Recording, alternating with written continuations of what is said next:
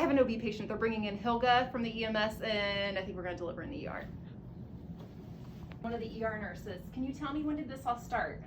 It started about 5 hours ago. I feel like my water broke at home. I don't know, maybe around that time. Okay, let's get an IV started. Can you tell me when your water broke, what color it was?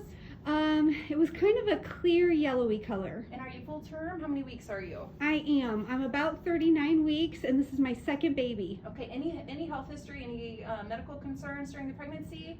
Just some problems with my sugar, but I didn't have to take any insulin or anything. He told me that was really good. Do you feel like you have to bear down right now? I'm starting to hurt. I'm starting to hurt. Do you feel like the baby's coming on? It is. Something's happening. I can feel a lot of pressure. This is kind of what happened with my last baby, and it came very quickly. Okay, Oh, you have to hurry.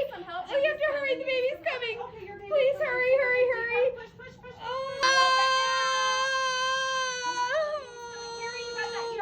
Oh my gosh. Okay, your baby's out. It's a baby girl. Oh, is she okay? She's doing fine. I'm going to dry her off here and do some initial steps, just no longer than 30 seconds.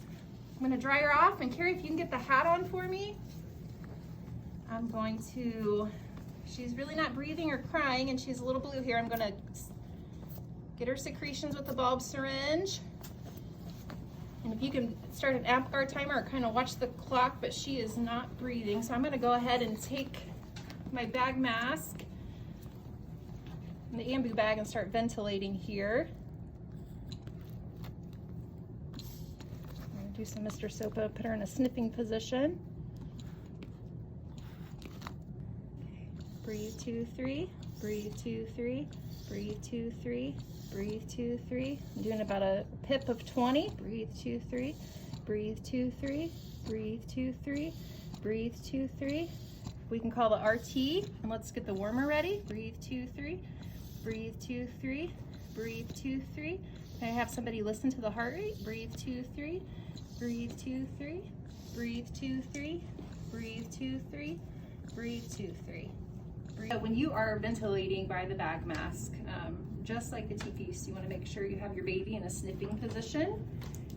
You're making the EC hold, and you're going to do a pip of 20, just like we said in the video. You're going to give the ventilations at a rate to about 40 to 60. Considerations when you are ventilating, you want to have somebody listening to the heart rate, at least for the first 15 seconds if you can, of ventilation. So I'm going to have Carrie do that.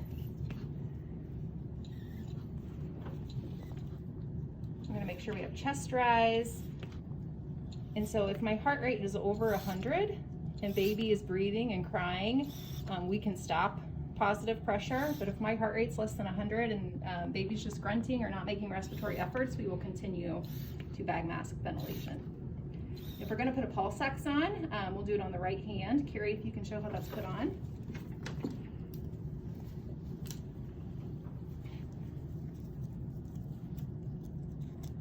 So you can use your normal Massimo pulse oximeters, or you can use the one that's on the Panda warmer. If you put it on here and you use the hookup, you'll just have to make sure at the top here that you turn it on. Sometimes it will take a while for it to pick up, but you can see that we have a nice guide here for preductal targets. So if this baby's 2 minutes old, we would only expect their saturations to be between 65 and 70. So very, very important. I'm gonna turn this off. Very important for babies that we are effectively ventilating. We can do that with a bag mask. Notice that when we were in ER2, I wasn't hooked up to anything. This is just room air.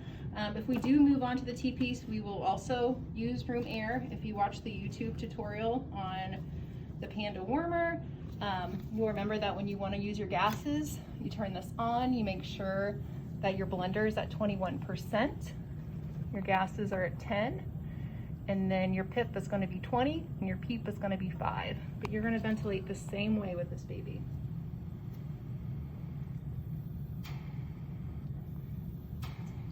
So my pressure is way too high, so I'm going to have Carrie turn that down for me. So we only want to be at 20.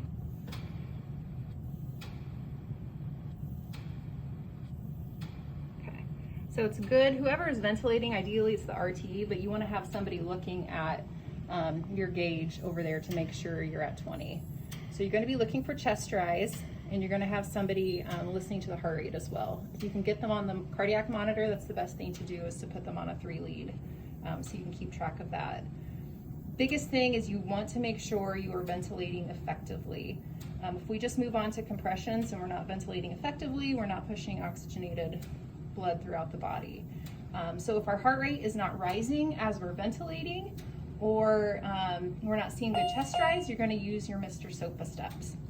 So I've made these handy dandy little sheets for everybody.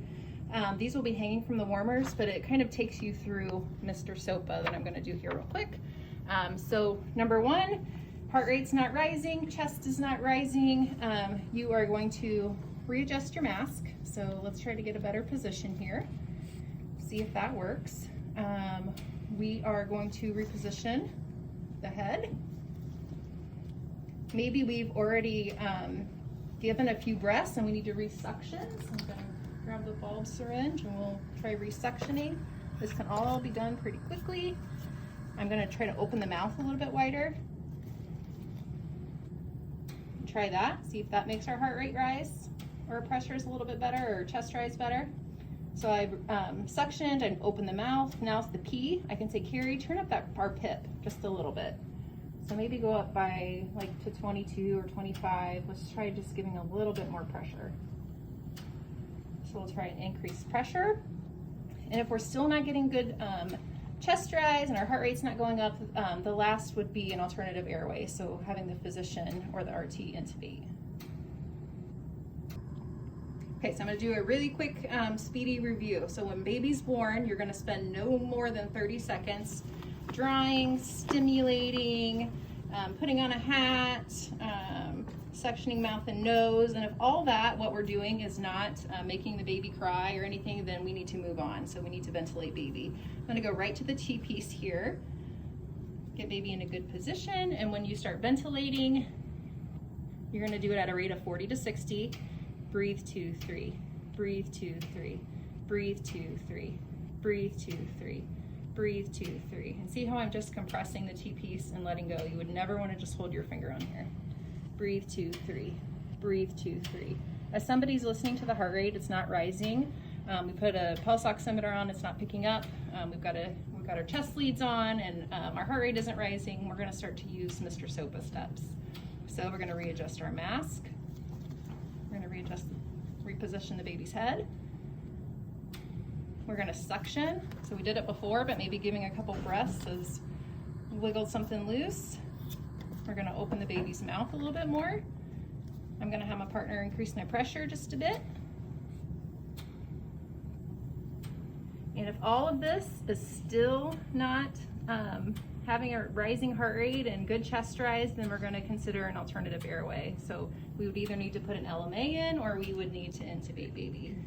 I would say 99% of babies are born just fine. Most babies just need ventilated. It's usually a respiratory issue. So if we can effectively ventilate babies, just remembering giving them breaths every 40 to 60 seconds, or 40 to 60 a minute, and making sure we're doing effective ventilations. That's the #1 thing that we can do in a neonatal code.